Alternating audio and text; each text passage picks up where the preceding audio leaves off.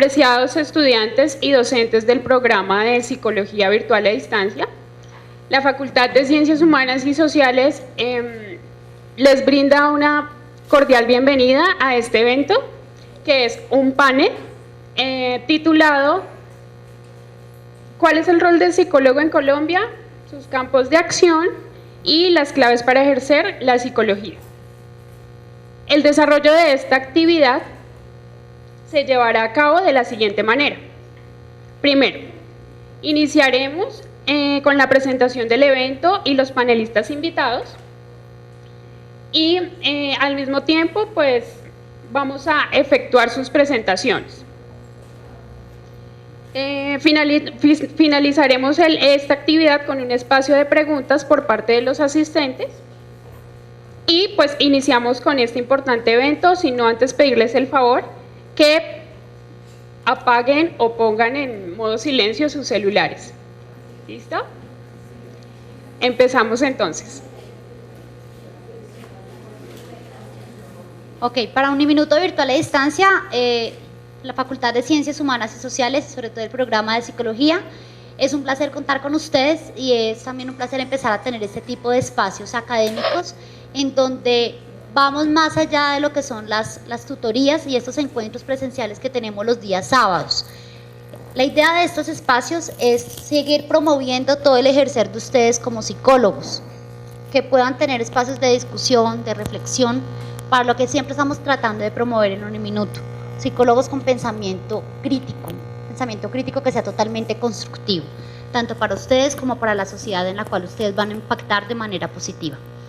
Sabemos que el rol del psicólogo ha venido cambiando de manera continua dentro de Colombia, y cada cambio que hay en Colombia, cada cambio que hay en la sociedad, genera un cambio también en nosotros como profesionales desde nuestro ejercer.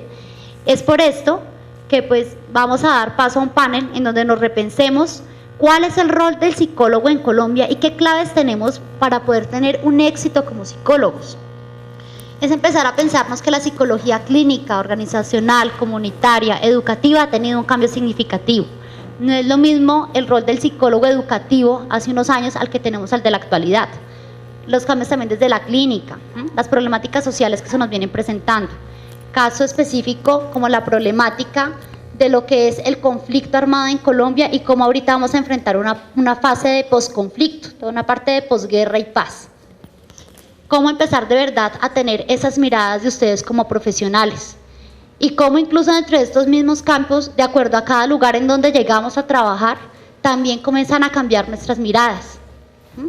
Por eso es importante que empecemos a mirar que mejor que a través de la experiencia personal, ¿cierto? La experiencia profesional que han tenido 3 de sus docentes, para ver cómo han llevado desde que ellos estuvieron dentro de un proceso de formación como el de ustedes, hasta un proceso actual, en donde ya no solamente ejercen la psicología, sino que forman nuevos profesionales en psicología. Es importante, de verdad, repensarnos realmente qué vamos a hacer, cómo lo vamos a hacer, tanto para ser psicólogos exitosos desde lo que estudiamos, pero también tener un éxito dentro de la sociedad. Para eso entonces vamos a tener tres panelistas invitados. Está la magíster Margarita Díaz. Margarita es psicóloga de la Universidad de los Andes con especialización y maestría en psicología clínica. Durante su trayectoria profesional ha trabajado como terapeuta de adolescentes y adultos, como docente universitaria, en investigación cualitativa en el sector educativo, en la coordinación, diseño y realización de procesos formativos para prevenir el abuso de drogas y en la elaboración de proyectos interdisciplinarios. En el campo deportivo se ha destacado como dirigente, ponente en seminarios acerca de la psicología deportiva aplicada a la escalada y a la asesoría psicológica individual y de grupos de la mejora del rendimiento deportivo. También tenemos a la magíster Isabela Grenier. Isabela es psicóloga con magíster en desarrollo social y educativo, con conocimiento y manejo de temas relacionados con niñez, educación, aprendizaje, familia, jóvenes, inclusión e investigación. Tiene experiencia en diseño, organización y ejecución de programas y proyectos educativos, clínicos y sociales. Es docente de maestría y pregrado de diversas universidades. Es investigadora de varios grupos de investigación y tutora de proyectos de grado de varias universidades. Coordinadora de preescolar y psicología. Tiene manejo de inglés y francés. y ha sido auditora interna de norma ISO 9001, conferencista y tallerista en diferentes temas de psicología y educación. Y nuestro tercer panelista es el magíster Mauricio Pantoja, es psicólogo egresado de la Universidad del Norte, magíster en psicología clínica de la Pontificia Universidad Javeriana, 5 años de experiencia docente, ha dictado en las asignaturas de estadística, psicopatología, personalidad, pruebas y análisis conductual. Tiene 8 años de experiencia en clínica y actualmente ejerce como psicólogo clínico particular. Estos son 3 docentes de ustedes quienes nos van a acompañar dentro de este proceso. Para iniciar, pues vamos a darle la palabra a nuestra magíster Margarita María Díaz. Bueno, buenas tardes a todos y a todas. Este es un tema bien importante para comenzar este tipo de paneles de formación para ustedes futuros psicólogos. Y pues a mí me gustaría hablar un poco pues de pronto de mi experiencia profesional personal, un poco para después hablar de los diferentes campos que ustedes pueden llegar a trabajar eventualmente. Inicialmente, a pesar de que, pues como todos sabrán, mi campo de interés siempre ha sido la psicología clínica, extrañamente a mí me ofrecieron trabajo en el área social, ¿sí? Como lo comentaba Alexandra, en el campo de la prevención de las sustancias psicoactivas, y yo comencé trabajando inicialmente en la Alcaldía Mayor de Bogotá, trabajando con diferentes tipos de población. Digamos que muchas veces la imagen que tenemos de la psicología clínica es más, que eso es una crítica que se ha hecho muchas veces, es más la imagen de consultorio y de la psicología clínica individual, pero realmente en estos espacios de psicología social, que podríamos llamar también espacios de psicología social comunitaria, hay un tipo de labor clínica, porque de alguna manera, así como nosotros hacemos una labor educativa con nuestros pacientes, finalmente en estos espacios es una labor educativa, solo que con grupos más amplios. En este caso, estábamos trabajando en un tema particular, que era el consumo de sustancias psicoactivas. ¿Qué hay que hacer en un espacio como este? Algo muy similar a lo que hacemos como clínicos, que es evaluar el contexto, ¿sí? Que lo hemos discutido en varias clases. Uno tiene que evaluar porque, digamos, cuando se trabaja en esas entidades sociales, uno trabaja con madres comunitarias, universidades, colegios públicos, colegios privados, básicamente con la organización que la alcaldía determine. Y lo primero que hay que hacer es evaluar el contexto, es saber cuáles son las necesidades de ese contexto particular, a pesar de que nosotros tengamos claro el norte que queremos trabajar, que es la prevención de sustancias psicoactivas. Porque diferentes contextos tienen diferentes necesidades a pesar de que sea el mismo problema. Así como lo hemos hablado muchas veces en clínica, pueden haber 3 personas que tienen depresión, sin embargo, sus situaciones son muy diferentes y eso determina que los tratamientos también vayan a ser diferentes. Por eso muchas veces cuando aplicamos el mismo tratamiento a todas las personas que tienen depresión, pues probablemente le funciona a una y no le funciona a las otras 2. Algo parecido sucede en esas intervenciones de tipo social. Si nosotros hacemos lo mismo con absolutamente todas las poblaciones, pues definitivamente no vamos a lograr ningún impacto. Entonces partimos de evaluar ese contexto, en determinar qué factores podrían incidir en el consumo de sustancias psicoactivas y comenzamos a proponer una serie de intervenciones. Como nosotros somos científicos de la conducta, pues algo muy importante es que tenemos que evaluar si esas intervenciones que hacemos, pues finalmente, en realidad sí están logrando un impacto, que a veces en ciertas organizaciones se tiende a repetir mucho las actividades, pero no se evalúa realmente el impacto que tienen. Y finalmente, pues terminan teniendo impactos mínimos con esas poblaciones. Entonces, se parte de evaluar un contexto, proponer intervenciones, evaluar esas intervenciones y finalmente lo que estamos haciendo no impacta, de todas maneras hay que reevaluar y proponer intervenciones nuevas. Y esto le permite a uno también moverse como psicólogos, aprender una serie de habilidades que le permiten a uno de alguna manera transformarse cuando uno trabaja con diferentes poblaciones, ¿sí? Digamos, uno está muy acostumbrado en las clases a trabajar lo que son adultos, pero cuando se trabaja en psicología social comunitaria, al tener que trabajar con todo tipo de poblaciones, pues uno tiene que aprender a subir o a bajar, o mejor dicho, uno tiene que aprender a comunicarse con todo tipo de poblaciones y pues es un aprendizaje muy importante que creo que ahorita ustedes lo están viviendo, muchos de los que están en práctica, que de repente dicen, bueno, yo estoy en un contexto en el que no quisiera estar trabajando, yo estoy trabajando con adolescentes, yo estoy trabajando con niños y dicen, uy, qué horror, pero de verdad que ustedes no saben la ganancia que eso es cuando ustedes se enfrenten en un contexto real, ¿sí? Un contexto de estos sociales donde a ustedes los van a hacer enfrentarse con todo tipo de población, cuando ustedes tienen esa experiencia ganada, que ya trabajaron con niños, trabajaron con familias, trabajaron con adolescentes, eso es una ganancia increíble para saber cómo aproximarse a esas diferentes poblaciones, porque es muy diferente comunicarse con un auditorio de personas universitarias, a unas madres comunitarias, a unos niños, y eso le pasa a uno en este tipo de trabajos. Entonces fue un aprendizaje muy importante, realmente. Aprendí mucho, por ejemplo, a nivel de cómo trabajar con diferentes poblaciones, a nivel de hablar en público, por ejemplo, increíble, pero pues es una habilidad que se gana con el tiempo, ¿sí? Con la exposición y con el tiempo, que muchos dicen, oh, Dios mío, esos ejercicios de exposición tan terribles, pero realmente el hecho de hacerlo y hacerlo y hacerlo en cualquier contexto termina generándole unas habilidades bien importantes para uno como psicólogo, ¿sí? A pesar de que mi norte, miren, mi norte siempre fue ser clínica, pero de todas maneras yo duré 6 años trabajando en este contexto educativo comunitario, pero son 6 años que me aportaron una serie de habilidades que hoy en día son bien importantes para mí en el ejercicio de la clínica, ¿sí?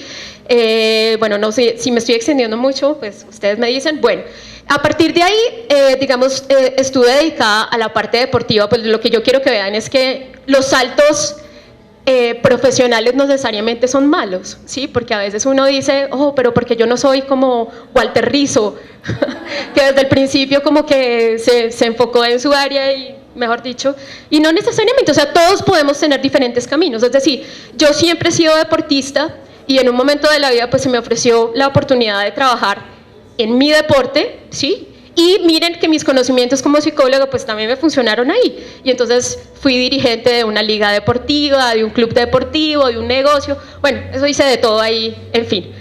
Pero, de todas maneras, algo que entendí trabajando en esta parte deportiva, para que vean lo importante que es la formación integral, es que uno como terapeuta finalmente es un entrenador, ¿sí? Porque cuando una persona viene a psicoterapia, lejos de que uno le va a arreglar la vida, realmente uno es como un asesor, que uno tiene unos conocimientos particulares y de repente, en la medida que esa persona tiene unos objetivos y uno tiene un conocimiento, esa persona puede alcanzar sus objetivos gracias a la asesoría que uno le está dando. Entonces, de repente, el haber funcionado, porque también fui entrenadora deportiva en una época, también me enriqueció mucho en la forma de abordar la psicoterapia, porque no es como que yo tengo un conocimiento y la persona que está ahí, que tiene un problema, no lo tiene, entonces yo le voy a iluminar absolutamente todo mi gran conocimiento, sino que de repente yo soy una herramienta para esa persona para alcanzar una serie de objetivos, y estos objetivos no necesariamente son salir de una psicopatología, sino que los objetivos pueden ser disfrutar más la vida, pueden ser entender yo qué quiero en la vida, ¿sí?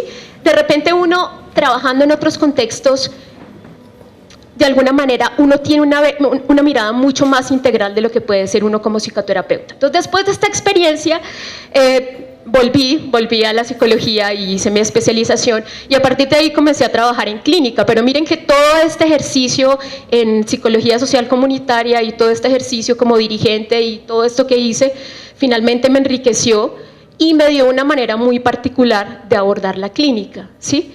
Probablemente no creyéndome una experta que va a solucionar los problemas de las personas, sino más bien como ese apoyo y con esas características motivadoras que tiene que tener uno como entrenador, porque uno, ante todo como psicólogo, uno tiene un papel de motivación importantísimo en la gente, ¿sí? Que es lo que uno hace finalmente cuando es entrenador. Ok, y ese camino me fue llevando, digamos, a descubrir la parte investigativa, ¿sí? Que de repente, a veces cuando uno está en el pregrado, bueno, por lo menos en mi caso particular, la parte investigativa no era tan atractiva, pero de repente cuando ya la empecé a ver relacionada con el campo de mi interés, que es la clínica, empecé a ver que definitivamente pues era un área importantísimo para el desarrollo de la clínica, porque el quehacer de uno como clínico se nutre de la investigación, es decir, si uno no está haciendo investigación y no está leyendo investigaciones, uno se queda, ¿cómo decir la palabra? Se queda caduco, es que no sé cuál es la palabra, ¿sí? Obsoleto, gracias. ¿Cómo le pasaría a un médico que de repente aprendió medicina en los años 60 y se quedó absolutamente ahí, ¿sí? Eso nos pasa. Sin embargo, como psicólogos a veces pensamos, ok, nosotros ya aprendimos una técnica, aprendimos una teoría y no necesitamos más, y no estamos actualizándonos todo el tiempo, pero eso es, creo que, esencial.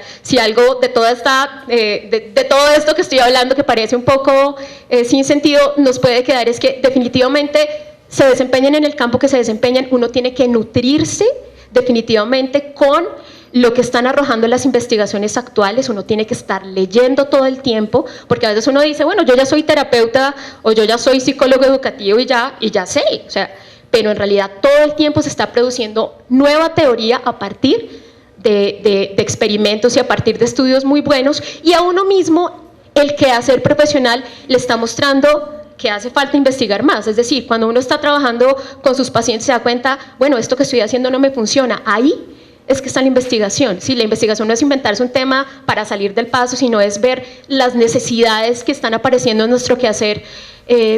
¿Cómo puedo yo generar un conocimiento que me permita abordar estas necesidades que hasta el momento pues nadie las ha abordado? ¿Sí? Bueno, pues hasta aquí quiero hacer mi intervención para darle la palabra a los demás panelistas. Bueno, buenas tardes a todos. Para los que no me conocen, soy María Isabela Grenier. Es un placer estar con ustedes esta tarde. Hablar sobre los retos de la educación, yo hablo sobre educación siempre, perdónenme, y ese es como mi lugar común. Los retos de la psicología en el mundo actual es complicado, porque la psicología no es una, afortunadamente. Hablar sobre un solo psicólogo pues es muy complejo, porque pues tendríamos que reducir al clínico a unas cosas, al social a otras, el organizacional. Y cuando me pusieron a mí a decir qué voy a decir, pues me puse a leer. Es lo primero que uno dice, bueno, uy, ¿yo qué tengo que decir? ¿Qué voy a decir? ¿Qué voy a...? Y pues uno se encuentra información múltiple, porque cada contexto o cada espacio laboral en donde nosotros nos desempeñamos implica como ciertos retos en este mundo. Pero entonces después me puse a pensar como qué deberíamos tener como unos mínimos, porque independientemente que seamos organizacionales o clínicos o educativos o sociales o jurídicos, que por ejemplo en mi época yo les contaba a mis compañeros, yo no tuve jurídica, y esa palabra fue una palabra nueva para mí, y cuando me hablan de jurídica yo digo, uy, ¿eso qué es? Como que no tengo ni idea. Entonces, pero me puse a pensar más o menos qué podríamos encontrar. Nosotros estamos en un reto grande, y eso se lo he hablado mucho a mis estudiantes que son de educativa, y es que estamos pasando de un momento histórico en donde había unos referentes de vida a otro momento histórico que hay otros referentes de vida. Estamos en un mundo que antes se podía decir que la psicología era de tipo local y hacíamos psicologías locales, y ahora estamos con el reto de mezclar lo local con lo global. Tenemos otra característica, y es que estamos en un país, pues, la globalidad ha traído, por lo que yo leía, es que la riqueza se multiplique más que en cualquier otra época histórica, pero esa época histórica queda reducida, o esa riqueza queda reducida solamente al 20% de la población. Solo el 20% de la población del mundo, ni siquiera de Colombia, del mundo, tiene la riqueza acumulada, y son grandes potenciales de riqueza, pero quedan muchas situaciones que quedan como sin ver, y es la inequidad. Hay una situación que creo que los que les gusta clínica y les gusta el humanismo, y la trabaja el doctor Víctor Frank en la logoterapia, y es que hay una nueva forma de ver el ser humano, y es que cada vez, a pesar de que hoy, por ejemplo, la mayoría de la gente puede decir que tiene un celular, puede decir que tiene un computador, cada vez se siente más solo, más angustiado, más triste. Y hay un autor que se llama Michael Nate, él comienza a hablar un poco sobre el proceso de una mayor dignificación del ser humano. Y creo que ese es el punto o uno de los mínimos que yo quería como entrarles a compartir. ¿Cómo podemos ayudar para que cada vez la vida de las personas sean dignas? Pero no desde una manera en donde yo le digo al otro qué es lo que tiene que hacer o cómo lo tiene que hacer, sino yo creo que la manera o el camino que el psicólogo tiene como reto es cada vez leer más los contextos de las personas. Lo que yo considero como felicidad no es necesariamente el punto de referencia de la felicidad del otro. Y ahí es donde nosotros nos tenemos que empezar a desestructurar y a jugárnoslas también en el campo personal. Yo creo que otro de los retos principales del psicólogo de hoy es el trabajo personal con uno. Yo creo que como psicólogos tenemos que empezar a conocer cuáles son nuestras fortalezas, cuáles son nuestras debilidades a nivel profesional, sí, pero también a nivel personal. ¿Dónde están nuestros puntos ciegos? ¿En dónde puedo ser tolerante y en dónde no puedo ser tolerante? Porque hay muchas situaciones, estamos en una sociedad cada vez más pluralista y cada vez nos encontramos con más formas de ver, de pensar, de sentir, de actuar, de pensarse. Y muchas veces esas formas no están de acuerdo con mi manera de ver, de sentir, de pensar.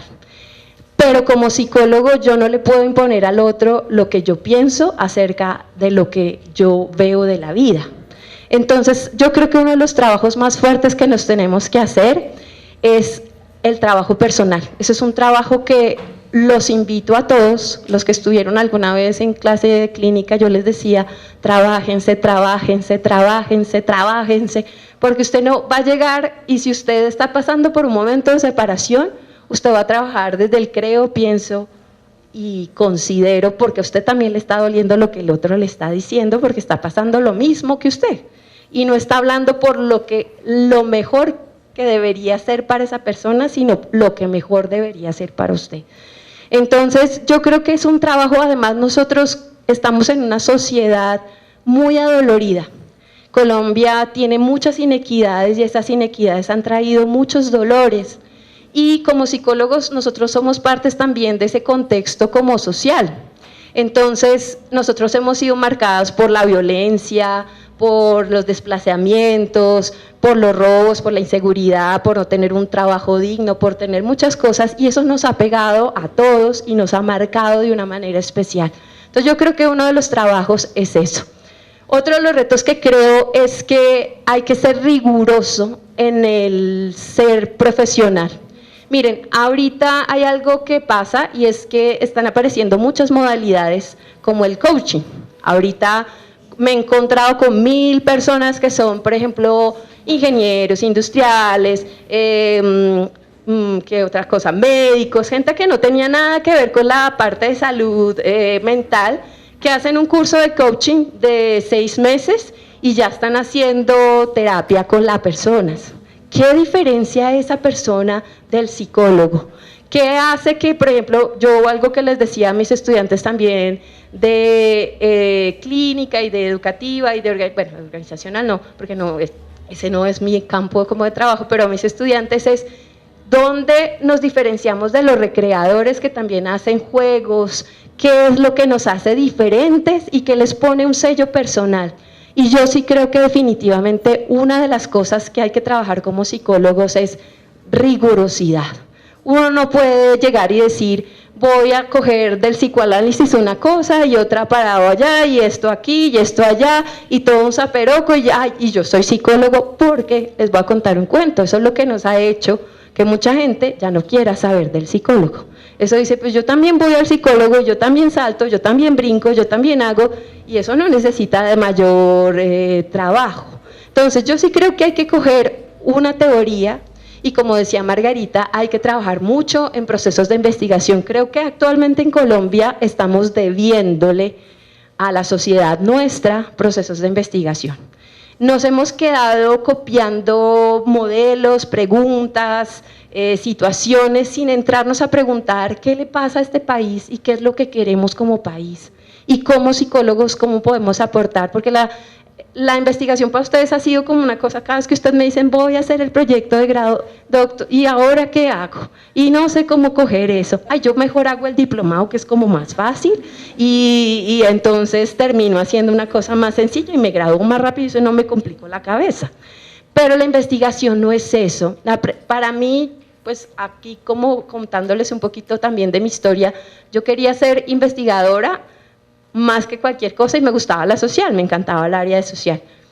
Y creo que la investigación es una herramienta, pero es una herramienta para dar precisamente esas respuestas de dignificación para una vida más digna de los seres humanos, para podernos relacionar mejor. Y hay algo que también les hago de invitación, sí, porque creo que nos toca dar también la palabra y no sentarse a hablar uno solo, solo ahí como dicen, como un hongo. La idea es que otro de los procesos que yo creo que son muy importantes es que ustedes encuentren cuál es su pasión. Eso de terminar haciendo lo que todo el mundo hace y lo que nadie quiere, entonces es complicado. Yo creo que uno sí tiene que encontrar qué lo mueve, qué le gusta, qué no le gusta, en dónde es fuerte, en dónde no lo es, porque es la única forma de empezar a colocar un sello personal. Esa es la forma de que uno no termine siendo uno más. Pasa que, pues si ustedes se fijan, la proliferación de facultades de psicología ha sido gigante.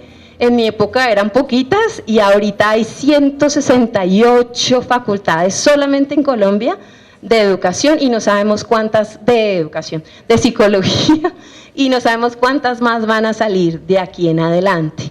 La cantidad de gente que se está graduando en psicología cada vez es más. Y la única forma es encontrar quiénes son ustedes. Porque si ustedes se desdibujan y tratan de ser otros, es ahí donde yo siento que ningún psicólogo puede llegar a aportar.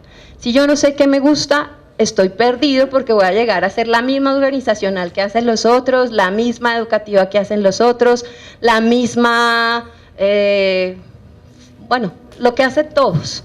Pero ¿qué es lo que me diferencia? ¿De dónde me puedo parar ya? Y yo creo que la única forma de no alejarse es preguntándose quién es el otro, cómo le puedo ayudar y cómo puedo acompañar mejor los procesos de vida de esa persona. Pensar la psicología desde donde nosotros querramos pensarla es complicado, es difícil porque la psicología estudia al hombre, al ser humano, y estudiando al ser humano desde las distintas psicologías que hay, cada una tiene una complejidad, cada una tiene un mundo completo para entender, para tratar de comprender, para tratar de ver al mundo, para tratar de ver al ser. Y ver la psicología o pretender verla como un todo es muy pretencioso. Por eso quiero hablar, como la compañera, desde la línea de mi experiencia para ubicar desde mi experiencia cómo ha sido más o menos mi camino en la psicología.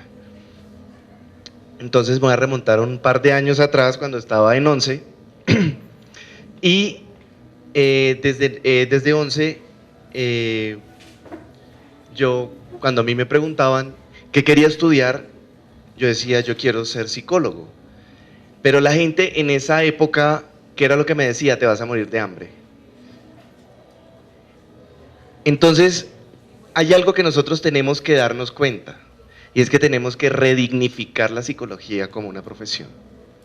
¿Sí? La psicología está muy mal vista en este momento, y desde hace mucho tiempo está muy mal vista porque hay muchos psicólogos que no mantienen un código ético, un código riguroso de investigación y de intervención que nosotros tenemos que recuperar, y está en nuestras manos hacer eso. Me devuelvo a mi historia. Teniendo en cuenta eso que me decían, te vas a morir de hambre, yo dije, ok, entonces estudiaré lo que en ese momento era como el boom, y empecé a estudiar ingeniería de sistemas. Muy a lo que algunos se asombrarán, hice 8 semestres de ingeniería de sistemas, pero semestre a semestre me fui dando cuenta que eso no era lo mío definitivamente, y que realmente lo que yo quería era ser psicólogo. y psicólogo clínico. Entonces, me retiro de la carrera y empecé psicología. Muy en contra de lo que pensaban mis padres, muy en contra de lo que pensaban mis amigos, muy en contra de todo el mundo, porque todos me ponían en la calle casi que por estudiar psicología.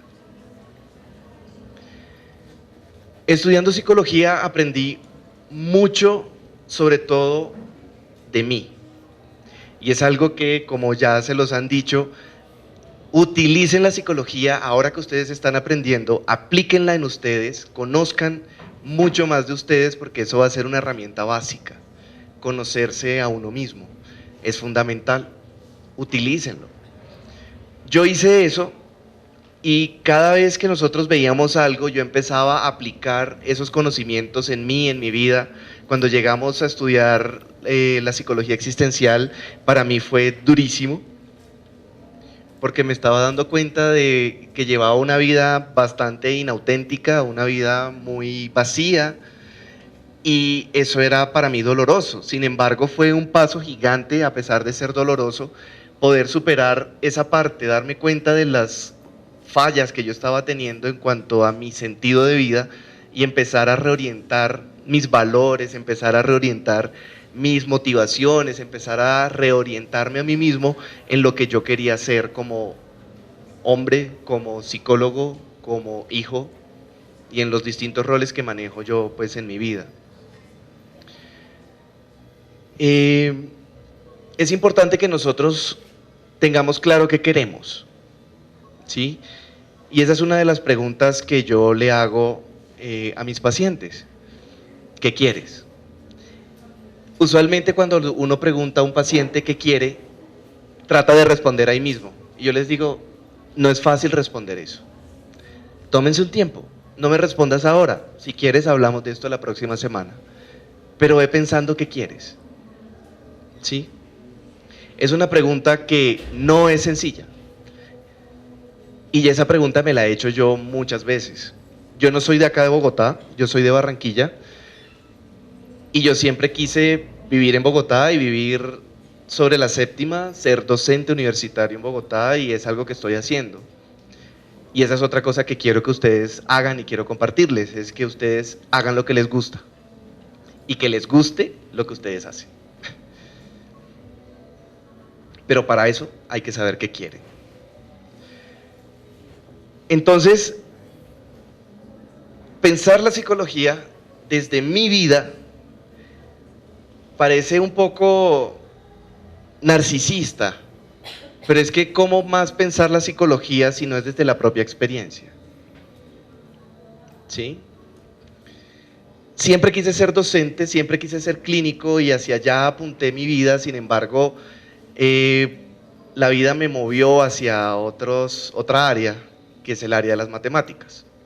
Mi experiencia con las matemáticas, quienes han estado en estadística conmigo, pues yo se las cuento, no fue buena, cero positiva, y yo tenía casi que una fobia a cualquier número que se me apareciera enfrente.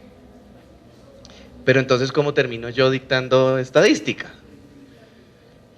Por cosas de la vida, cuando yo estaba en mi primer trabajo como docente, me faltaban unas horas para completar el tiempo completo, y si no tenía esas horas, pues me bajaban a medio tiempo, no me podían completar mi contrato. Tenemos un espacio para dictar estadística, no tenemos un profesor de estadística. Yo. Pues fue un tema de dinero, más que de gusto. Sin embargo, asumí el reto, y es algo que también deberían hacer ustedes, asumir retos. Y es algo que he visto que es muy común en estudiantes que en la primera embarrada se retiran la materia. Y eso, pues la vida no funciona así. Ya la mayoría de ustedes pues han tenido un montón de experiencias. La mayoría de ustedes ya tienen familia, tienen hijos. Sin embargo, los jóvenes tienden a rendirse muy fácil en estos momentos. Asumí el reto de la estadística, y teniendo en cuenta mis propias falencias, teniendo en cuenta mi sufrimiento, teniendo en cuenta lo que no tuvieron mis profesores para enseñarme a mí, yo empecé a utilizar esas falencias que yo tuve para poder enseñar estadística desde lo que a mí me faltó, que no le faltara a mis estudiantes. Y hasta el momento creo que mis estudiantes han tenido una buena experiencia conmigo en estadística. Y es algo por lo que algunos estudiantes me reconocen y escogen estadística conmigo cuando tengo disponibilidad de esa asignatura. Decidí aprender de mis errores, eso me permitió conseguir un trabajo acá en Bogotá en psicometría. Trabajé en una empresa de creación de pruebas psicométricas y eso pues tampoco era como mi interés, ¿no? Los números no son mi interés, sin embargo, me sirven para desarrollar un montón de habilidades. Salto de allá a empezar a hacer docencia acá en la Uniminuto, con psicometría, con estadística, y ahora me están dando ya cosas que sí son de mi interés, que son la psicopatología, personalidad y materias más relacionadas con el área de la clínica.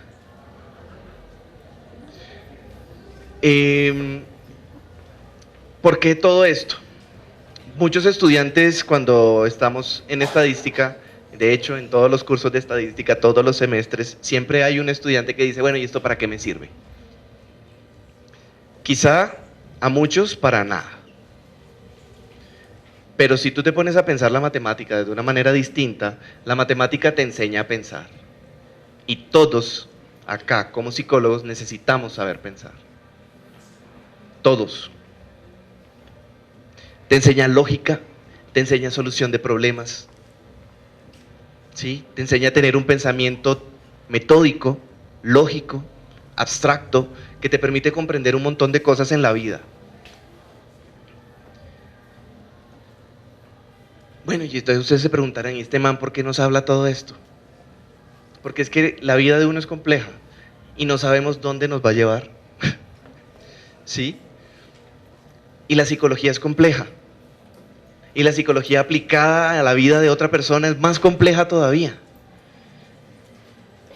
Entonces, hay que tomar los retos que nos pone la vida enfrente, asumirlos, vivirlos, sufrirlos y ver qué tenemos que aprender de ahí.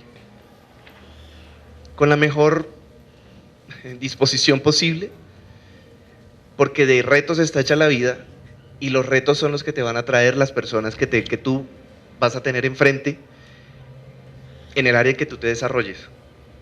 Jurídica, social, educativa, clínica. Vas a tener que enfrentarte a un montón de personas y a un montón de retos. Para mí, la matemática fue un reto y ahora se ha convertido casi que en una forma de vida. Y es algo que yo le muestro a mis estudiantes, que en general el psicólogo llega a clase de matemáticas con muchas dificultades y con muchos prejuicios, con muchos miedos, y yo trato como que pierdan un poco eso y que vean la matemática más como una herramienta que como una dificultad. Y es una forma distinta de darle un nuevo significado a esto. Entonces, quiero pues ya terminar aquí para seguir con las preguntas y pues decirles que se pongan las pilas porque no sabemos qué nos va a tocar. A mí no me gustaban las matemáticas, si al que no le gusta el caldo le dan 2 tazas, a mí me pusieron a preparar caldo. Entonces pónganse las pilas y aprendan todo lo que puedan. Bueno, muchas gracias a nuestros 3 panelistas. Vamos a pasar un primer espacio de preguntas por parte de acá para generar una discusión. Son 4 preguntas. La idea es que voy haciendo la pregunta y la va contestando cada uno de ustedes. ¿Listo? Bueno, la primera pregunta que tenemos es, cuando ustedes iniciaron su proceso de formación profesional, ¿sí? Cuando decidieron iniciar como toda esta parte de psicología, ¿cuál era el imaginario que ustedes tenían del rol del psicólogo? ¿Qué era lo que ustedes pensaban de la psicología? Y si este imaginario ha cambiado a la actualidad o todavía se mantiene.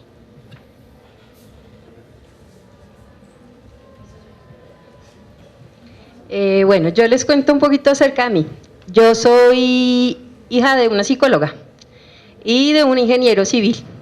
Entonces, pues sí tenía un poquito claro que era psicología, no estaba como tan perdida. Pero mi mamá se llama Isabela Cárdenas de Grenier, pero mi mamá nunca se pone el Cárdenas, sino es Isabela de Grenier. Entonces, y yo era la mayor, entonces también había ahí una pelea un poco de tratar de buscar un poquito como mi identidad.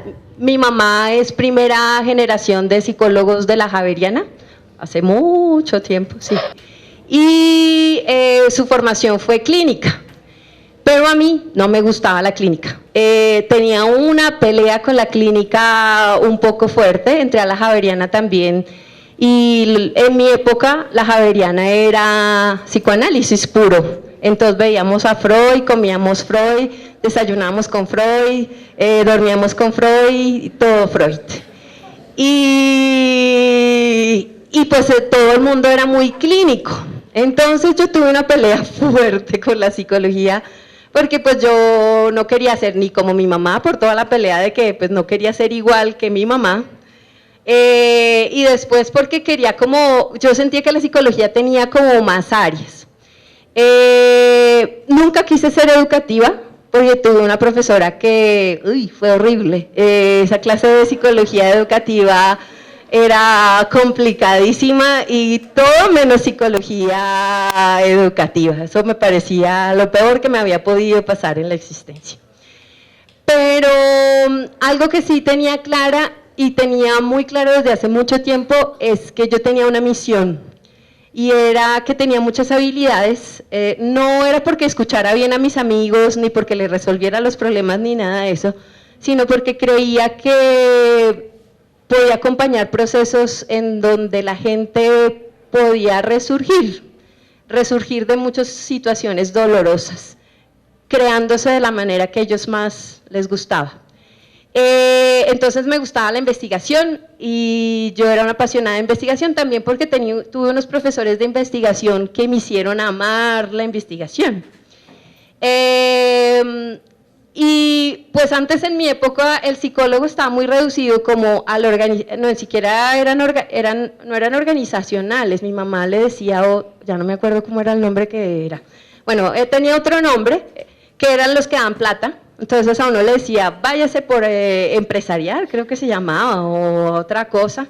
Que eso le da plata, se vuelve el psicólogo de recurso humano y se vuelve rica, ¿cierto? O se vuelve clínico, y yo decía, y educativa tampoco, porque hizo meterme a un colegio, qué mamera, eso no, como a solucionarle los problemas a los demás, no es para mí. Pero la vida da muchas vueltas.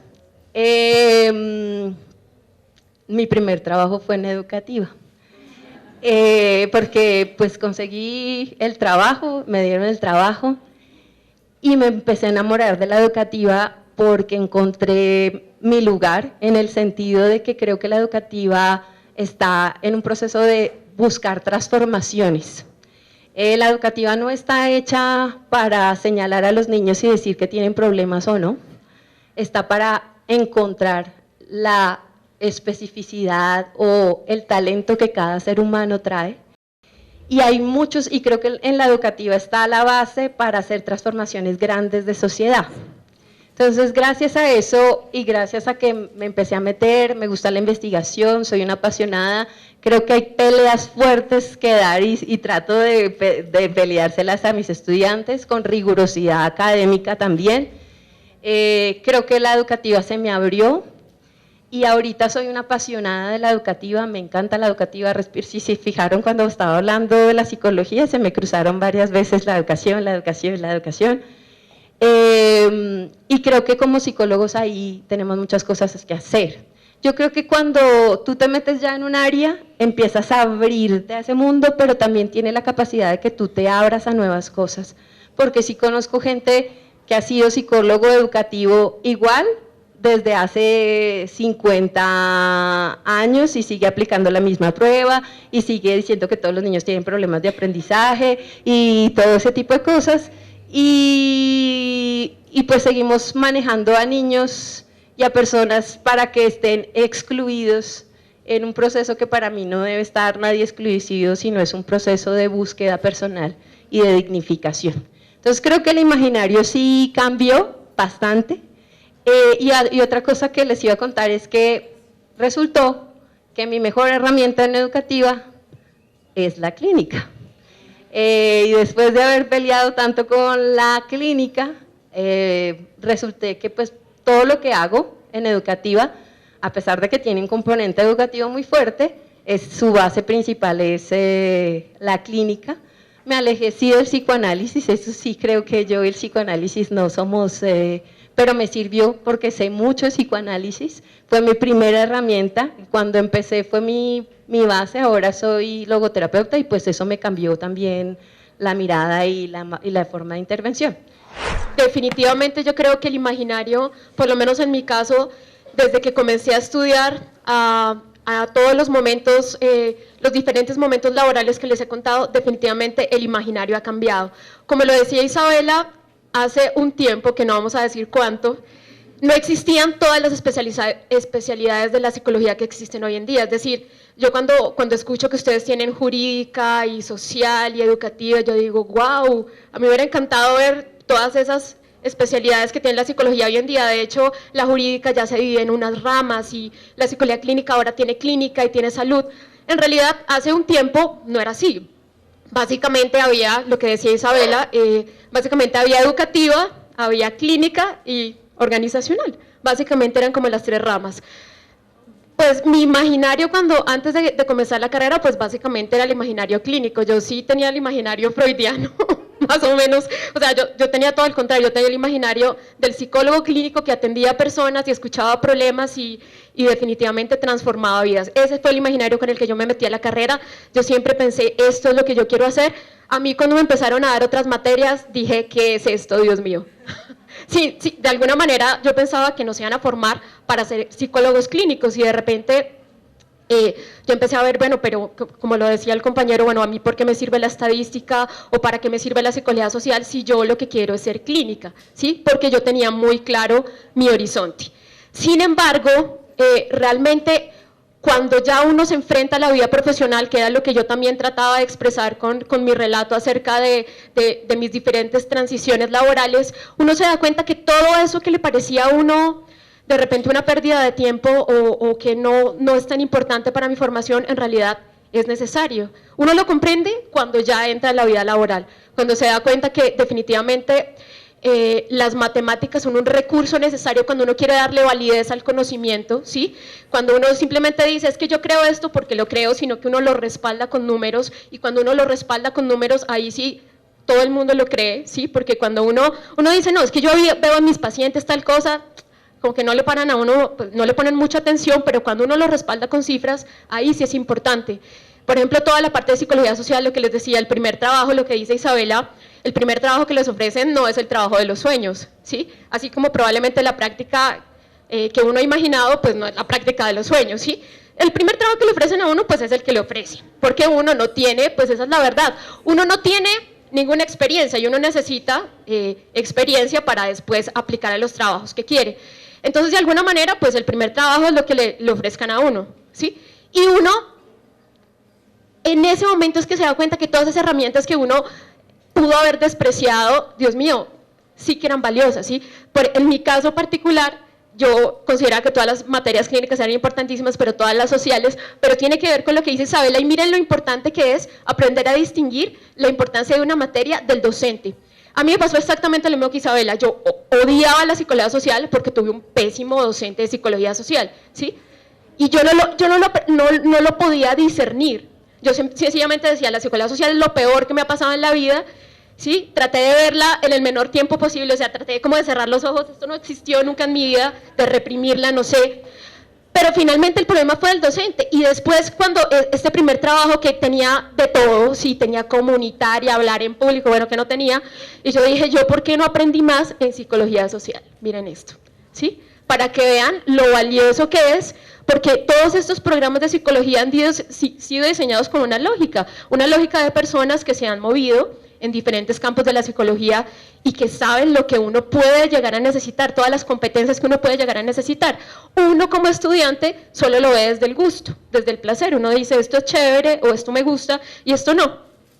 Pero de repente cuando uno se enfrenta con la vida profesional, definitivamente cambian esos imaginarios. Yo básicamente no sabía qué hacía un psicólogo social hasta que realmente estuve en mi vida profesional, y como no tenía ni idea, pues en realidad fue un reto muy grande, para que ustedes también se den cuenta que a veces los retos que uno dice, no, qué cosa tan harta, al final le dejan a uno unas ganancias bastante importantes.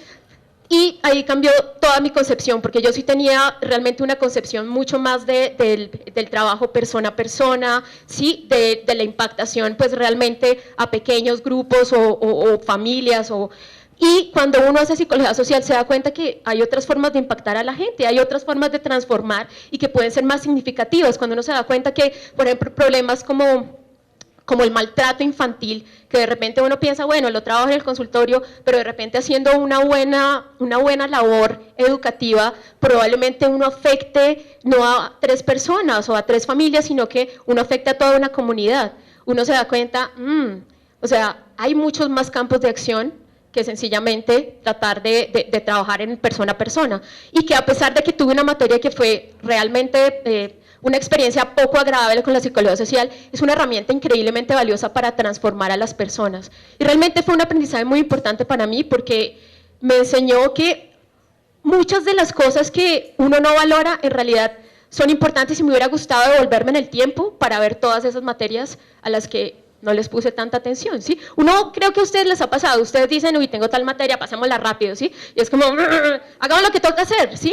Y lo que hablaba el compañero, de repente, si toca hacer estadística, y pasémosla ahí rápido, y cuando uno de repente en un momento de la vida se convierte en la estadística en la herramienta más valiosa. O sea, ustedes no saben de todas las materias que están viendo cuál se les va a volver la herramienta más valiosa y cuál se va a volver su trabajo, porque la vida da muchas vueltas, ¿sí?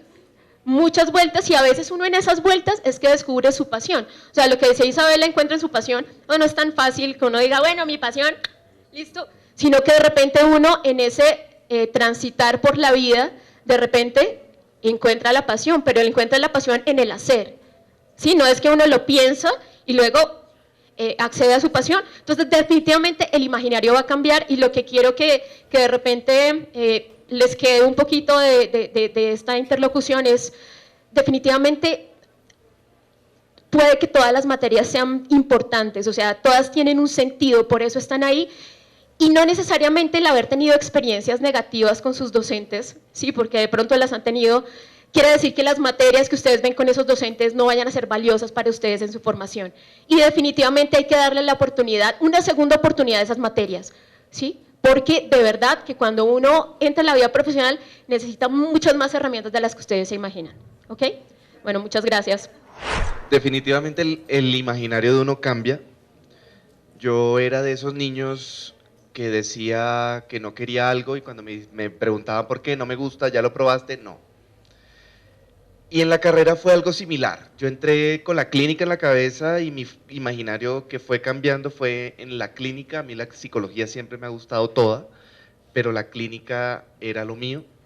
Yo empecé también con la clínica psicoanalítica de Diván, que esa era como mi idea de la clínica y de la psicología clínica en general. Hasta que empecé a hacer práctica. Para mí el conductismo era simplemente para entrenar animales y niños. Entonces eso fue cambiando un poco, como les digo, cuando entré a la práctica.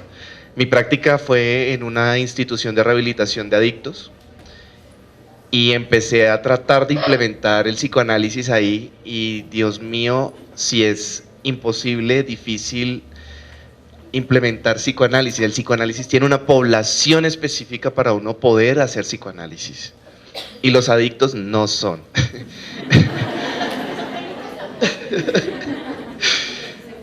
Entonces, mi amor por el psicoanálisis y por la clínica psicoanalítica sufrió un golpe durísimo, porque empecé a ver sus limitaciones y empecé a utilizar otras herramientas que me permitían acercarme mejor y de una manera mucho más efectiva y eficiente con esta población. Empecé a trabajar mucho desde la parte conductual, que era solo para animales y niños, y me di cuenta de todas las virtudes que tiene el conductismo. Para mí la parte cognitiva también era como muy limitada. Sin embargo, empecé a aplicar la parte cognitiva con estos chicos adictos.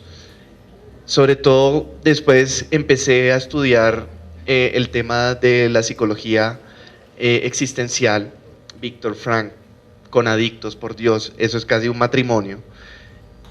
La parte del sentido, la parte de la vida de estos chicos, y tuve unos resultados increíbles y yo dije, ok, la psicología clínica es mucho más que el psicoanálisis. Más cambió mi perspectiva cuando yo empiezo mi maestría y decido que mi maestría va a ser en la Javeriana y tengo 3 enfoques. En la Javeriana está sistémico, psicoanálisis y conductual. Entonces yo, ok, sistémico no porque no sé nada de eso. Entonces no me podía meter en esa camisa de 11 varas.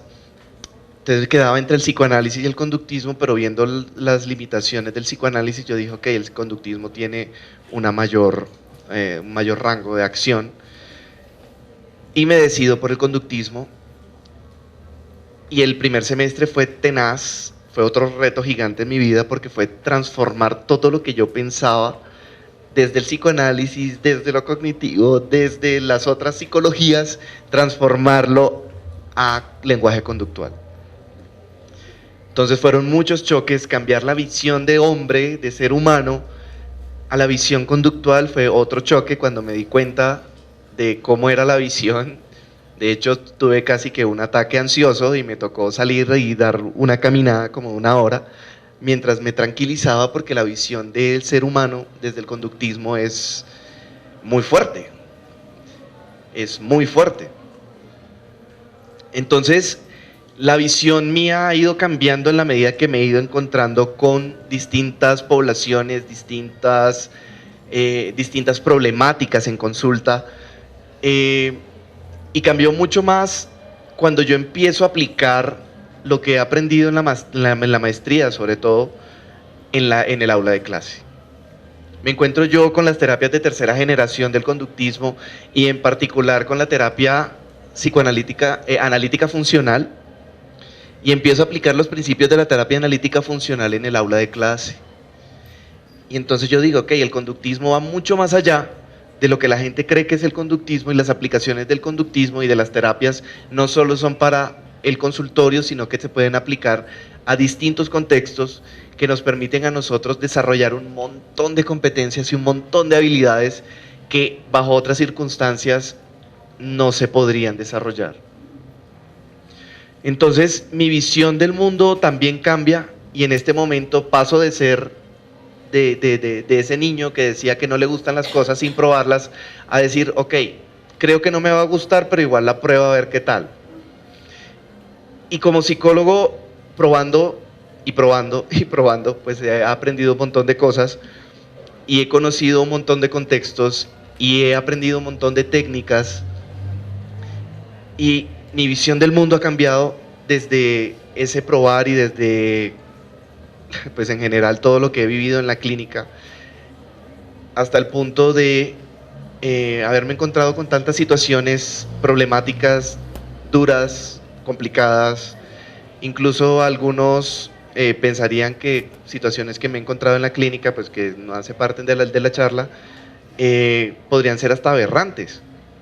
Y he llegado a comprender y entender que entre más entiendo yo las dinámicas del ser humano, menos patologías veo. Más normal es todo. Y ya ustedes lo entenderán con el tiempo, pero es algo que es muy interesante. Aquí termino.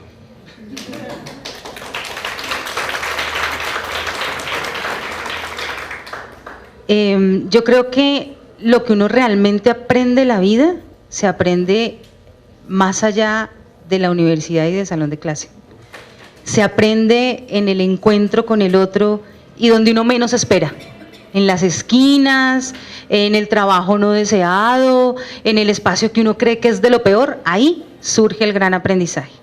Quiero darle infinitas gracias a nuestros 3 docentes. Creo que al escucharlos ustedes dicen, espero, supongo, vale la pena que caminen con nosotros. Sus experiencias son las que nos alimentan. Gracias a ustedes también por estar acá, por acudir a este espacio. Seguiremos abriendo más espacios de este estilo para que podamos tener cada vez mayores espacios de conversación y de construcción conjunta.